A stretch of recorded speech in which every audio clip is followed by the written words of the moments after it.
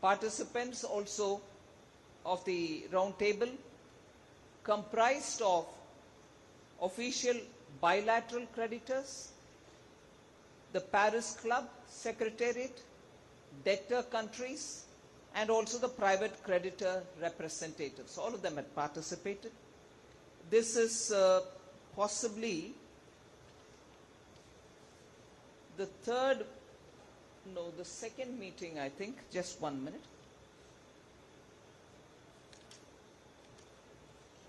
I'll give you greater clarity. There was one meeting held in February on the 17th with the deputies talking on the debt vulnerabilities on the round table. And today was the one with ministers attending it. So on the round table, which is being organized by the IMF and the World Bank, there are 2 meetings which have already been held, inclusive of today's. Then, of course, other than the meeting itself, we've had a cultural event in which we are in Karnataka. I'm happy to say the rich cultural grandeur of the Vijayanagara kingdom was displayed. It's actually, we called it Ootada Mele Sambhashanagalu, which is over a meal, particularly a dinner, there was a lot of discussions. So that was very reflective of the Karnataka culture, the food, the culinary variety which were provided were all reflective of Karnataka, the state in which this is being held. And so the Ootada Mele Sambhashanagalu was a very interesting and well received cultural event with the food reflecting the state. There was also a display which was there for the last 3 days on Chennapatna toys, saris, brown cotton, which is unique to Karnataka, Kasuti embroideries, Chittara, the arts, and so on. Other than that, the CBDC had a display stall where you could go and test for yourself as to how the CBDC works. So that was one very interesting thing which most ministers wanted to go and try. I went and tried it from my end. Although I know the Reserve Bank of India's headquarters in Mumbai, there is even a fruit vendor at the ground on the streets close to RBI who uses the digital currency. So that was also an experience offered by us here. There were several fintechs and the Aadhaar-based stalls also, which could really be showcased.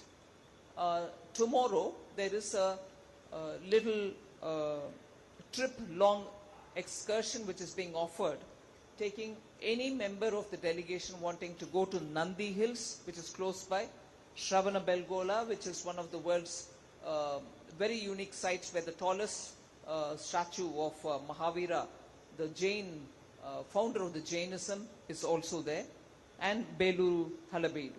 So all this, if I can call it as a brief summary of what has happened.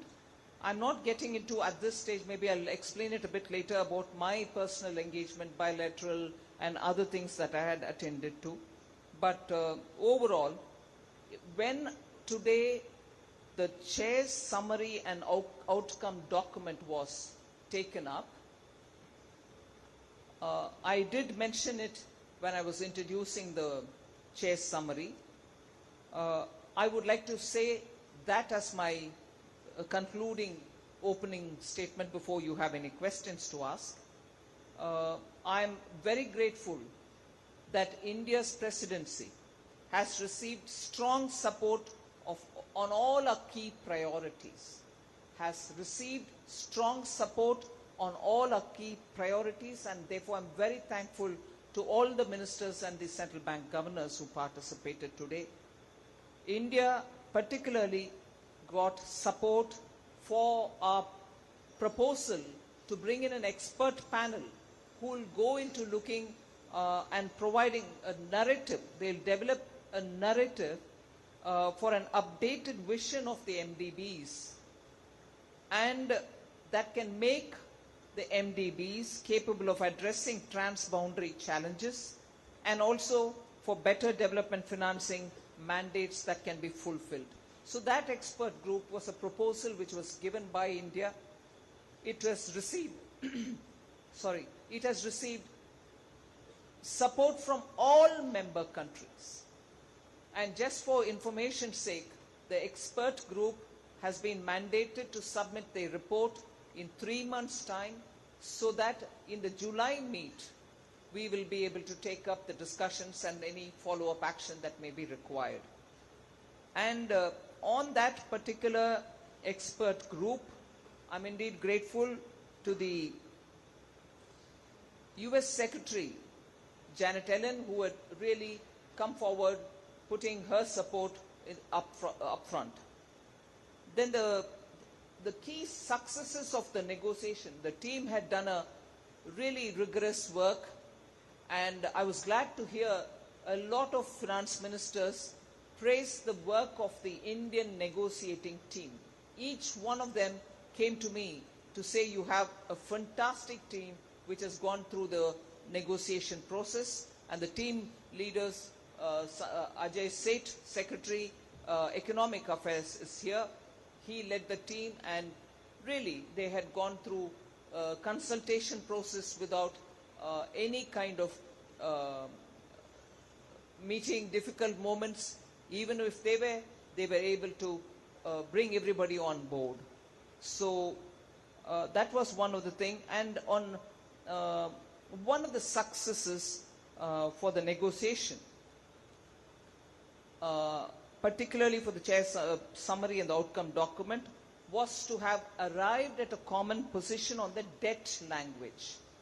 That is a key one which sort of stretched till this morning, but I was glad when a common position has been arrived on that language. And it is important for us to emphasize on that, because the vulnerable countries are looking up to the G20 to find some solution, some kind of arrive at a position whereby their debt stress can be relieved. And many of them have been waiting for a very long time. So if we could arrive after so much of negotiation at a common position for a language on dealing with debt, I think the G20 is now standing up to meet the challenges of debt stress which many countries are facing. And this is a development which I think really reflects at the responsiveness and also taking up the responsibility of giving solutions, which the G20 group has always shown, and they have not failed this moment, this time either.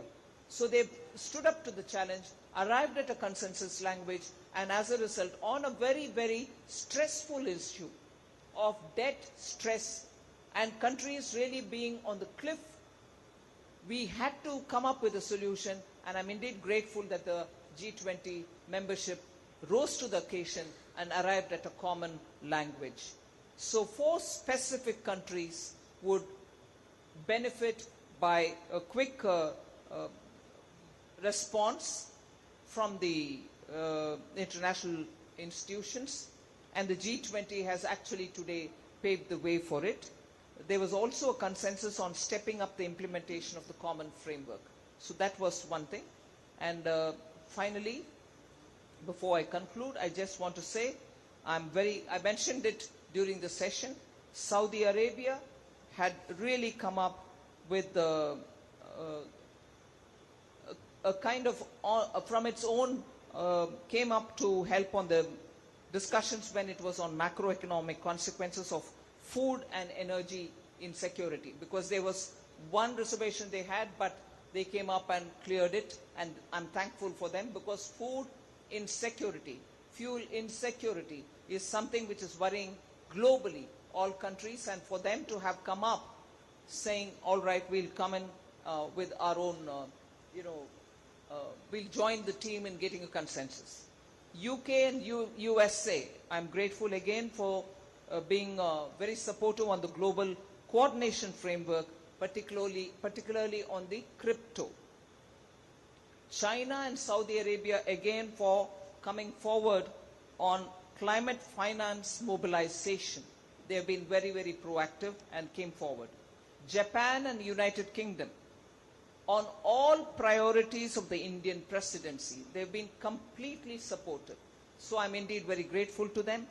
And the G20 Troika, similarly, have been completely supportive of India's position and priorities, all India's priorities. So these were reflected with full consensus in our statement. So finally, I'm indeed very thankful to all the members. In a way, before the next meeting, which is in April in Washington, this first step, although there was what you would call not a chair or not a communique, but only an outcome statement, I would still think we've made good progress in having all the ministers on board. This would be my opening statement. Would Governor Das want to say something before we open the floor for questions? The Finance Minister actually has a very comprehensive